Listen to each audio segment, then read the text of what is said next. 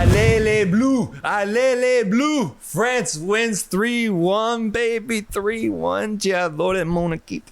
J'adore mon équipe as my pick to win the UEFA. The FIFA World Cup.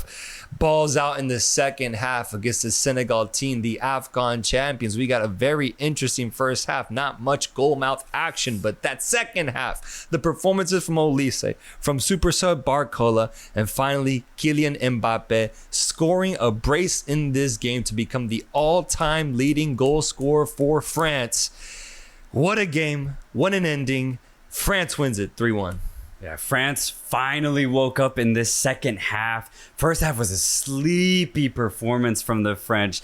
So much so that I started to get worried. I was like, okay, so UEFA is just not going to show up at all this tournament. I started to pack my bags. I just couldn't believe it because France's offense is so stacked. I really thought that they would pull through in this match, even though they are playing against a very good Senegalese side. But no, all those hopes were okay in the second half when they woke up because Olise started finding space. He started doing Olise things where he's just so elusive on the ball. That diagonal pass to Mbappe on that first goal, gorgeous. And then a really good turn finish from Mbappe, still a tricky finish.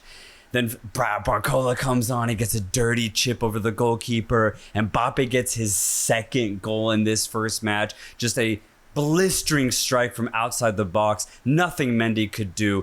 France woke up in this second half. They ended up dancing on Senegal. I'm really impressed with that second half from Olise specifically because Mbappe's going to do Mbappe things, but sometimes he needs someone else to get going to kind of wake up. And, you know, a long time you thought Dembele would be that guy for France. He still hasn't fully been able to do that for this team. Doué wasn't as impactful as he usually is. But Olise, that's been the selling point on him going into this tournament, is that we're finally going to see Batman have his Robin in a sense. In the second half, I thought Olise was ultimately the one that unlocked all of France's offensive issues, that kind of sleepy attitude they had. Once he started getting on the ball, he started thinking creative ideas, and his execution of those ideas was inch perfect, bro. I mean, It wasn't just that pass. He was pretty crazy, pretty threatening all across the pitch in those final 45 minutes.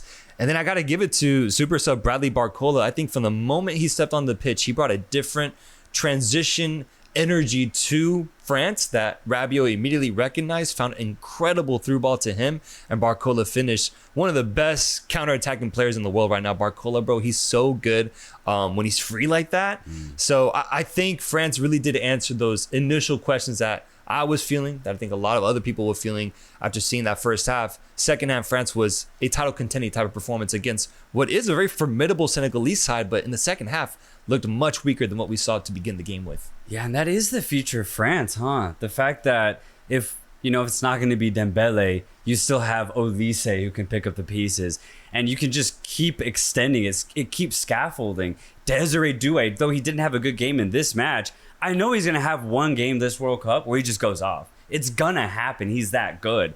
You can say that about Bradley Barcola. There's just so much depth in this French side. If one or two players aren't doing it, Deschamps can shuffle around in the second half, and all of a sudden you have a team that can win the World Cup. So this is a really good start for France. I think getting 3 goals is crucial. It shows how dominant they can be. For Senegal, they're kind of disappointed how they just whimpered away in this second half. I thought they had a good 45 minutes.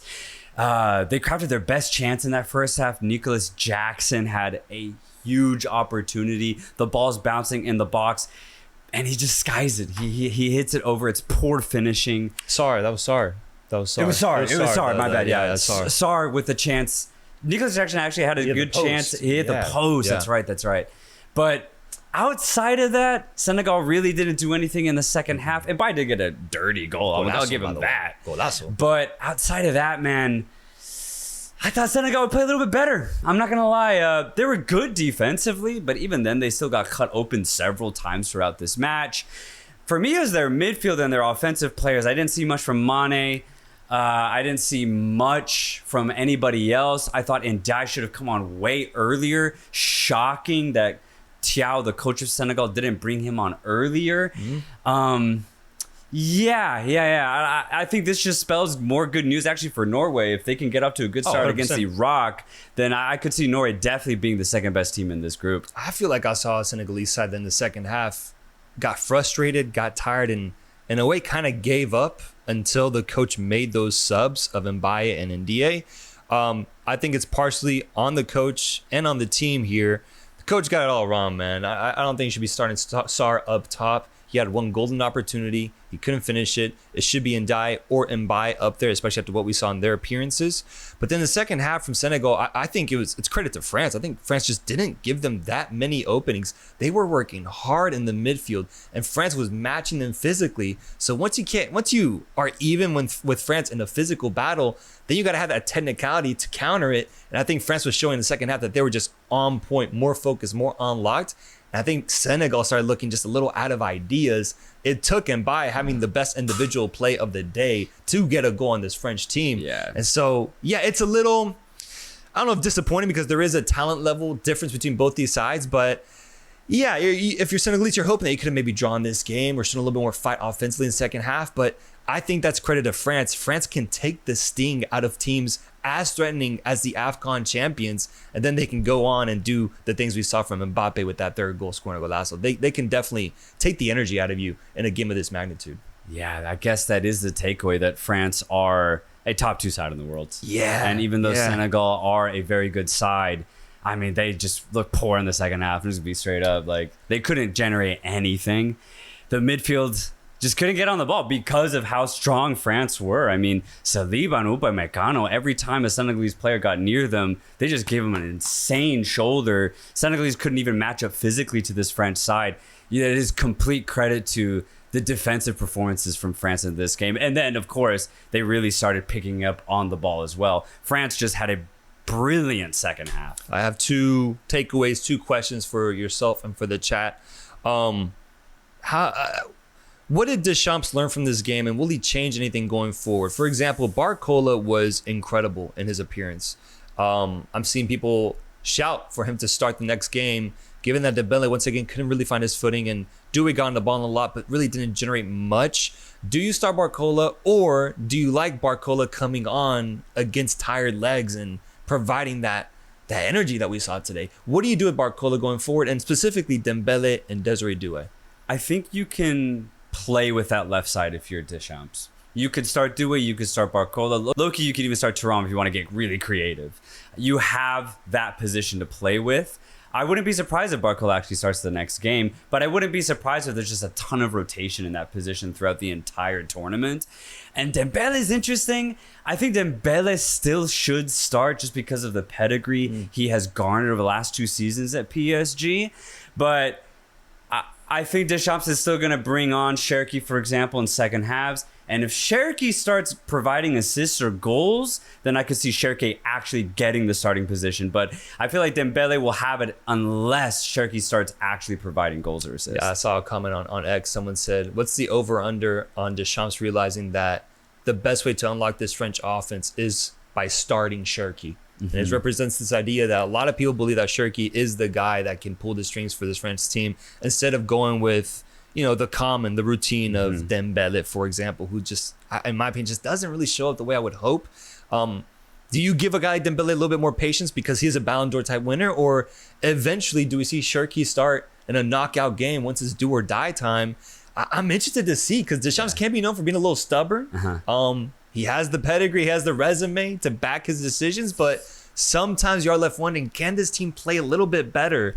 Especially if we see them perform once again a little lackluster in the first half and take a while to wake up in the following match. Yeah, it reminds me of 2014 Brazil. Deschamps in France at the time had Antoine Griezmann on the bench in the first couple of group stage matches, but he played so well and was so fluid in his substitute appearances in the second half that by the third match day, Griezmann was starting. Wow. And going into the knockout stage for France, it was Antoine Griezmann in that number 10 role starting for France.